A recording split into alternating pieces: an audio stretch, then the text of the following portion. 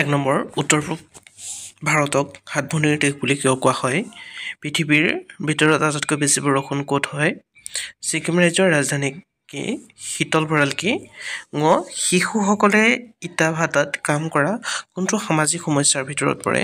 প্ৰথম ভাৰতীয় সংবিধান সভাৰ সভাপতি কোন আছিল? নমস্কাৰ ছাত্ৰ ছাত্ৰীসকল, মই পঞ্চম শ্ৰেণীৰ পৰিৱেশৰ কুৱেশ্যনখন লৈ আহিছোঁ চতুৰ্থ গোট মূল্যায়নৰ।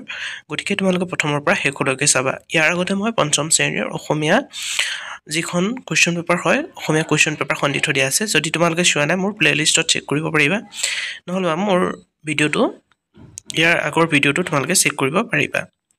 যদি তোমালোকে মোৰ ভিডিঅ'টো প্ৰথমবাৰ আহিছা, ছাবস্ক্ৰাইব কৰি ল'বা। 2 নম্বৰ হৈছে উত্তৰ লিখা।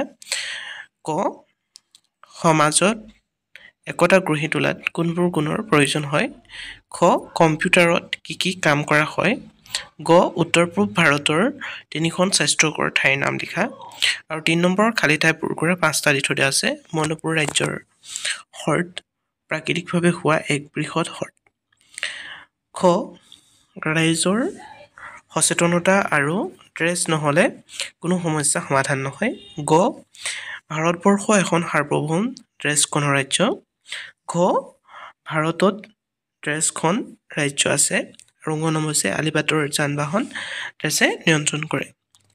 4 নম্বৰ হৈছে শুদ্ধ নে অশুদ্ধ লিখিব লাগে। ক, প্ৰযুক্তি ব্যৱহাৰৰ ফলত আমাৰ জীৱনৰ মান উন্নত হৈছে।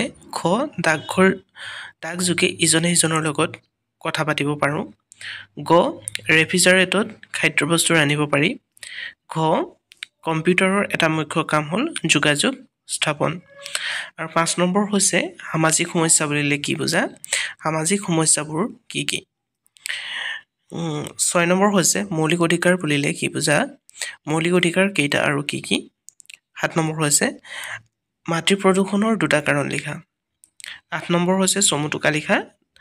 ইয়াৰে তোমালোকে 5টা কৰিব লাগিব। 3 নম্বৰকে আছে মোবাইল ফোন, ইণ্টাৰনেট, কুসংস্কাৰ, ভাৰতীয় সংবিধান, স্বাধীনতা আন্দোলন। আৰু 6 নম্বৰ হৈছে ক অংশৰ লগত খ অংশ মিলাব লাগিব। Keyword, mouse, CPU, monitor. এইখন আছিল ক্লাছ 5ৰ পৰিৱেশৰ কুৱেশ্যন পেপাৰ। যদি ভিডিঅ'টো ভাল লাগিলে লাইক কৰিবা আৰু চেনেলটো প্ৰথমবাৰ আহিছে যদি ছাবস্ক্ৰাইব কৰি ল'বা। ছাত্ৰ ছাত্ৰীসকল, এইখন সম্ভাৱ্য কুৱেশ্যনহে। ধন্যবাদ।